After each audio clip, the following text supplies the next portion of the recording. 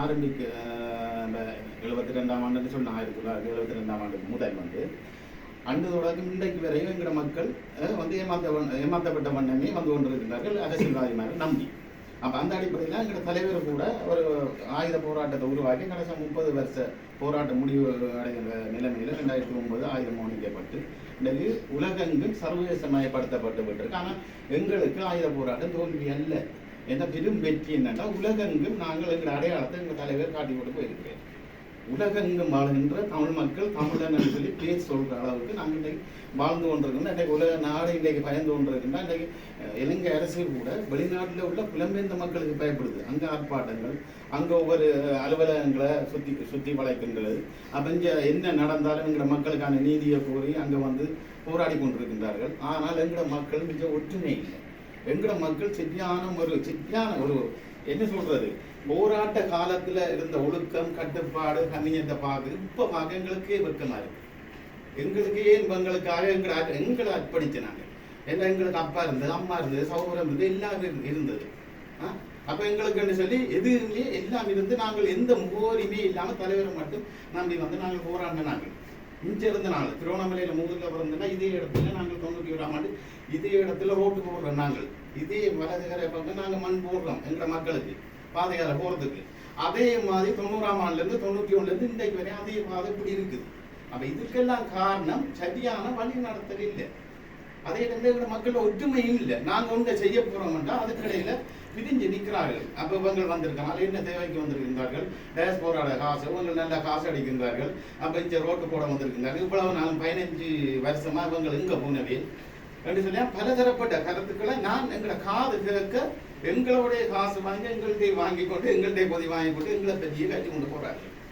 அப்ப போக்குங்களுக்கு கடும் வேதனை அளிக்கின்றது. அப்ப எங்களால நாங்க இதே கேள்வியை கேட்போம். 15 வருஷம்ல 75 வருஷமா என்ன செய்தார்கள்? 75 வருஷமா அரசியல்வாதி என்ன செய்தவங்க? அவங்கள்ட்ட கேட்க வேண்டிய கேள்வியை எங்கிட்ட கேட்கக்கூடாது. நீங்க இப்ப 30 பேர் இருக்கலாம், அடுத்த 60 பேர், 90 பேர், 300 பேர் ஆகலாம். ஆனா இந்த சங்கம் வந்து நம்ம சங்க விஷயம் வந்து போராட்ட விஷயத்தை சொல்ல வரல, எங்களோட வரலாறை சொல்லித்தான் நாங்க இந்த சங்கத்தை உருவாக்கணும். ஏன்னா எங்கிட்ட சேரன், சோழன், பாண்டியன், மருதம், வைப்பவம், தமிழர்களை வைப்பவம்னு சொல்லி பலதரப்பட்ட தொழில்களை எங்களை மக்களுக்கு நாங்கள் உருவாக்கி கொடுத்த நாங்கள் ஆயுத ரீதியா மட்டும் போராடல. எங்களோட தலைவர் அந்த ஆனா தெரியாம தெரியா எங்களுக்கு 14 வயசுல வரைக்கும் கையெழுத்து வைக்க தெரியும் எங்களுக்கு. ஆனா என்று சொல்லியெல்லாம் எங்களுக்கு நிறைய படிப்பிச்சார்கள். அந்த நேரம் 90ஆம் ஆண்டு படத்துறை பள்ளி என்று உருவாகினார கராட்டில இருந்து படிப்புல இருந்து இன்னைக்கு கிராஜுவேட்டா கேம்பஸ் முடிச்சு கூட எங்களை போராளிகள் இருந்தார்கள்.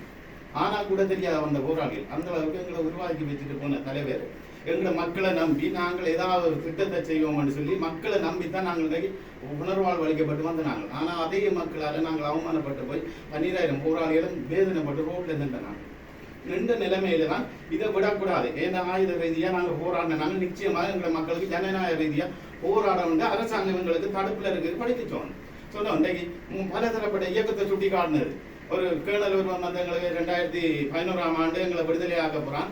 ஏஆபோஸ் கேர்னல் ஒரு ஆள் வந்து எங்களுக்கு ஒரு 500 பேருக்கு வகுப்பு எடுக்குது எங்களுக்கு குளத்துல வவுனியாக டெக்னிக்கல் குளத்துல. எப்படி சொல்றான்டா, நீங்கள் வந்து இன்னைக்கு வந்து இனி வழியில போய் ஆயுத ரீதியா எதுவுமே முயற்சி எடுக்க இயலாது. ஏன்னா உங்களோட பிறவாரனை நாங்கள் அழிச்சிட்டோம்.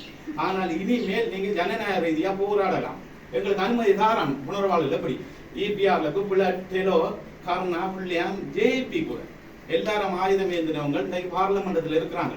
ஆனா நீங்க எல்லாரும் 12,000 வழியில போய் உங்களுக்கு ஒரு கட்சியை உருவாக்கி நீங்க பார்லமெண்டம் போய் மக்கள் ஆணையோட போய் மக்களுக்கான அரசியல் ரீதியான சுதந்திரத்தையும் மக்களுக்கான வாழ்வாதாரம் தொழில் திட்டத்தை நீங்க செய்து கொடுங்க. அரசியல் ரீதியா எங்களுக்கு படிப்பிச்சது காரணமாக தான் நாங்கள் இன்றைக்கு வந்து ஒரு கட்சியை உருவாக்கணும் ஒன்றுமே செய்யலாம் போயிட்டு அது ஒரு என்ஜிஓ உருவாக்கினா அதுக்கும் எங்களுக்கு மக்களால் ஒத்துழைப்பு இருந்தாலும் அந்த எங்களை பிரிச்சாடுற கட்சிகள் வெளிநாட்டில் இருக்கின்றார்கள் பலதரப்பட்டவங்க.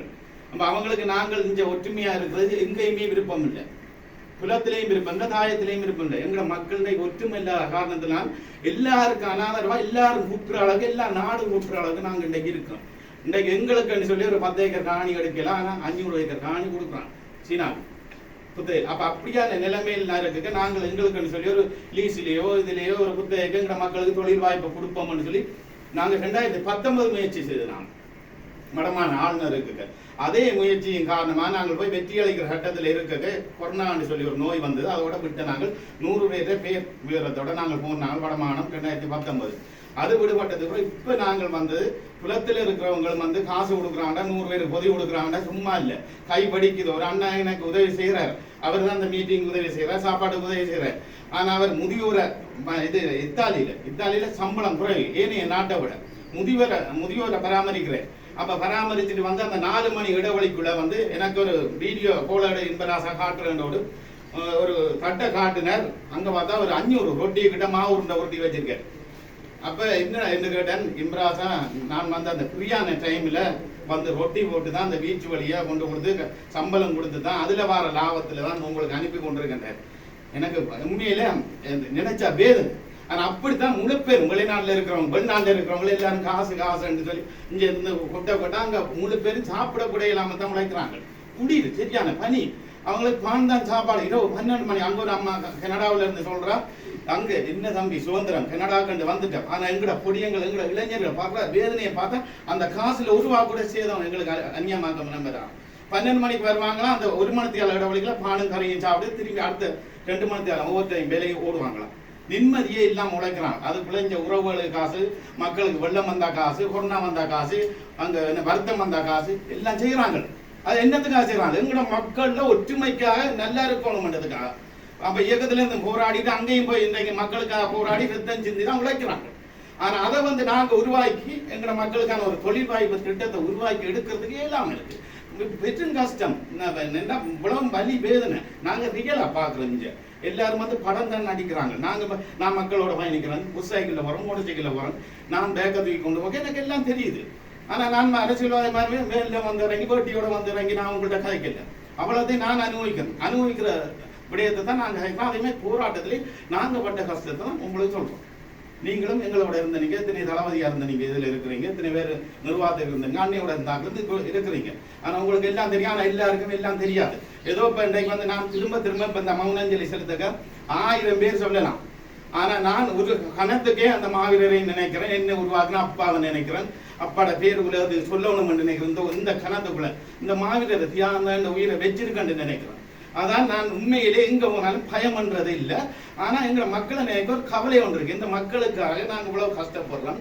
ஆனா இந்த மக்களை ஒற்றுமையா கொண்டு வர இல்லாம இருக்கு. மீண்டும் தலைவர் தானே வரணும், மீண்டும் ஒரு போராட்டம் வருமா? எங்களுக்கு கடைசி வரையும் வராது. இனி ஒரு ஆயுத போராட்டத்துக்கு இடம் இல்லை, நாங்களும் இடம் அளிக்க மாட்டோம். அதான் உண்மை, உலகமே ஏற்றுக்கொள்ளாது. அப்ப அப்படி இருக்க எங்களால தான் இந்த திட்டத்தை எங்கட மக்களுக்கு ஒரு சிறிய ஒரு உதவி திட்டத்தை கொண்டு வந்து ஒரு தொழில் வாய்ப்பை கொண்டு வந்து எங்கட மக்களுக்கான சரியான வழியில ஒரு 100 பேருக்கு இன்றைக்கு நாங்க தொழில் வாய்ப்பை உருவாக்கிட்டோம்னா அடுத்த கட்டம் கிழக்குல ஒரு 100 பேருக்கு, அடுத்த கட்டம் மாவட்ட ரீதியில பிரதேச ரீதியில இன்றைக்கு ஒரு 10 வருஷம் காணக்க தன்னிறைவான ஒரு பொருளாதாரத்துக்குள்ள எங்கட மக்களை நாங்க வச்சிருப்போம். அப்படித்தான் நாங்க வச்சிருந்தோம். நாங்கள் இன்றைக்கு நாங்கள் இந்த அளவுக்கு முயற்சி செய்தான் போய் ஒரு அமைச்சரை சந்திச்சோம், அதே மாதிரி வடமான பிரதம செயலாளரை சந்திச்சோம் நேரடியா. அப்ப எல்லாம் சந்திச்சு உடனே அதுல வச்சு எங்களுக்கு காணியும் ஓகே பண்ணி பாதுகாப்பு அமைச்சர் கமல் புனரெட்டியோட இங்கிருந்து காணி கட்டடங்களை உடைக்காம புனர்வாழ்வு அளிக்கப்பட்ட போராளிகளுக்கான தொழில் வாய்ப்புக்காக இந்த 49 ஏக்கரையும் நாங்கள் ஒரு ஜாப்பாண்டை தயாரிக்கிறோம். அப்ப நாங்கள் இப்போ என்ன பழைய என்ஜிஓ ஒன்றியம் சொல்லி எங்களுக்கு 8 வருஷமா நாங்கள் இயங்கி கொண்டு வரோம். அந்த ஒன்றியம் கூட தான் நாங்கள் எல்லா இடமும் எடுக்கிறோம். சர்வதேச மட்டத்துக்கு இன்றைக்கு வந்து எந்த அரசியல்வாதி செய்யாத வேலையை நாங்கள் செய்து காட்டணும். செய்து காட்டி எங்களோட மாவீரர் தியாகங்களை நிறைவேற்றி காட்டணும். எங்களோட மக்களுக்கான போராடின நாங்கள் எங்களோட மக்கள தேவையை நாங்கள் அடிப்படை தேவையை கூட நாங்கள் நிவர்த்தி செய்கிறோம்னு சொல்லி செய்தாலே அடுத்த நேரம் நான் ரோட்ல போக அச்சிலம்பட்டி செத்தாலே தன்னிறைவா சாகுவேன், சந்தோஷம். ஆனா நான் வெளியில வேதனைப்படுறேன், ஆனா உள்ளுக்க வேதனைப்படுறேன், வெளியில சந்தோஷமா இருக்கிறேன். பி ஹாப்பி, சந்தோஷம்னா இனி இல்லைன்ற சந்தோஷம். ஆனா உள்ளுக்க எந்த நித்தனையும் நான் ஓடக்குள்ள போன் கேட்கிறேன்.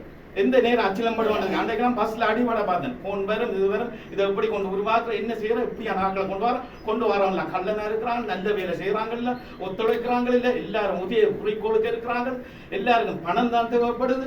ஆனா இலக்கு இல்ல. 20 வருஷம் போராடணும், அன்னைக்கு சாப்பாடு இல்லாம இங்க வந்து நடந்துட்டோம். ஆருக்கா? எங்கிற மக்களுக்கா? நாங்க போராடின அப்படியே தான் நீங்களாம் படிச்சுனீங்க. இன்னைக்கு உங்களோட பிள்ளைகள் எல்லாம் படிச்சிருக்கேன்னா நாங்க போராடினோம். நாங்க புளியங்குளத்துல இந்த கல்யாண வீடு, சாந்தி வீடு எல்லாம் நடக்குது. எங்கட போராளியும் வீரச்சாவடைகிறான். ஒரு ஒழுங்கையால வீரச்சாவும், ஒரு ஒழுங்கையில கல்யாண வீடு புதுக்குடியில இந்த ஒட்டி சுட்டாங்க. அப்ப அப்படியான வேதனையோட துன்பத்தோட துயரத்தோட இருந்த போராளிகள் நாங்கள் இன்றைக்கு வந்து ஒரு திட்டத்தை உருவாக்கி இருந்தா இதுக்குள்ளே ஒற்றுமை. பார திட்டம் ஒரு குறுகிய நோக்கம், உழைப்போம், காசு எடுப்போம், இதை அப்படி செய்யலாம் தான் முழுப்பெரும் வெடிக்குது.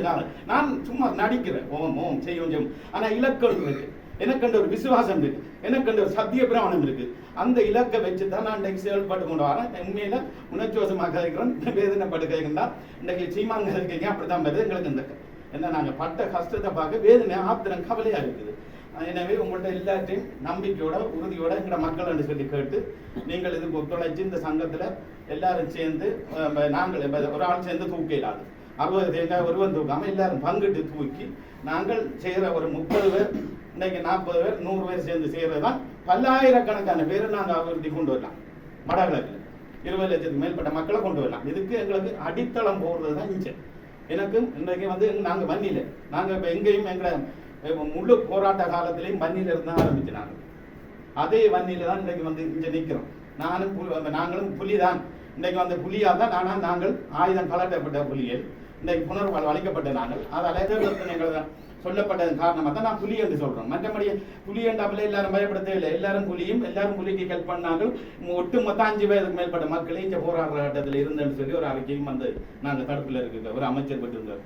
அதன் காரணமாக இனிமேல் நாங்கள் எல்லாரும் சேர்ந்து இந்த சங்கத்துக்குள்ள ஒத்துழைச்சி எல்லாரும் ஒரு என்ன சொல்றது, இனி அடுத்த கட்டம் எங்களை டிசிஓ கலைப்பார் இந்த ஜாப்பு சம்பந்தமா, ஜாப்பு நிறைவேற்ற சம்பந்தமா, இதுல தலைவர் செயலாளர் தெரிவு செய்கிற சம்பந்தமா கலைப்பார். இதுல என்ன சொல்ற, வேடிக்கை பார்க்குறவன், படம் பார்க்குறவன், சரி இதுல எங்க போகுது, என்ன மாதிரி போகுதுன்னு ஐயம் வேண்டாம்.